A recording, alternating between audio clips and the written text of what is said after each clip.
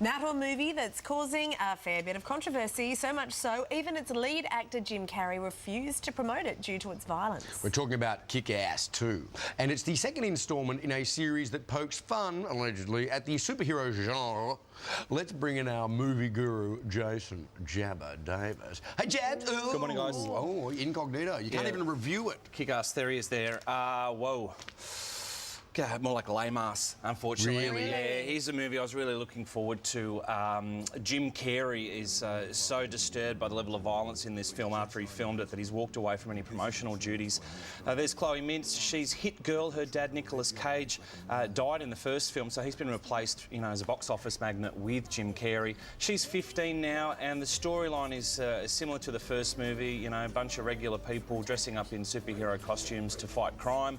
What they've thrown into the mix this time is her dealing with the mean girls at school, and as a result the film suffers an identity crisis. It's not sure whether it wants to be a teen flick or whether it wants to be a badass superhero action film. So let's take a quick look right now at Kick-Ass 2.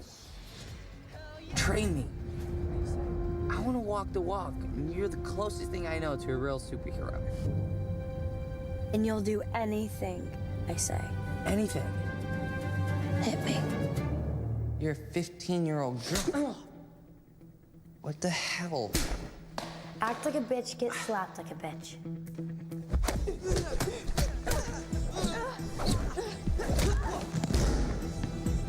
Oh, dear.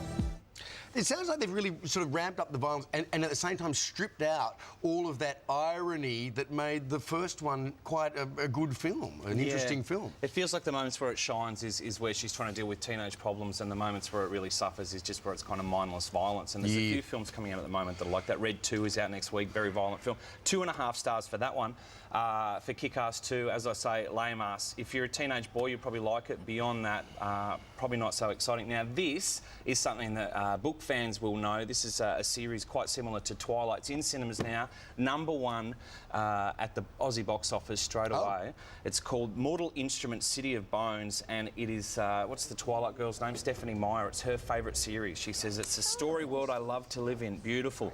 The big screen adaptation has got some actors from some of my favourite shows, including Game of Thrones, Mad Men, CCH Pounder from The Shield, fantastic cop drama, and Phil Collins' daughter is the star of this film.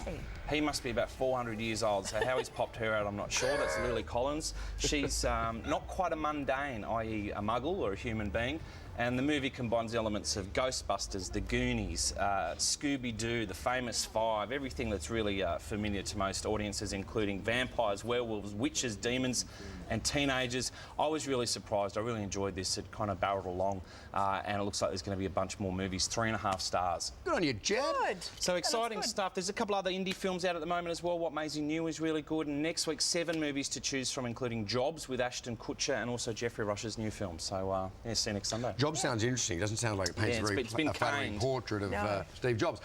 Thank you, Jason. Thanks, guys. Jabba Davis. All right, stick with us. Next, a very special performance from the beautiful Katie Noonan with Elixir. Listen.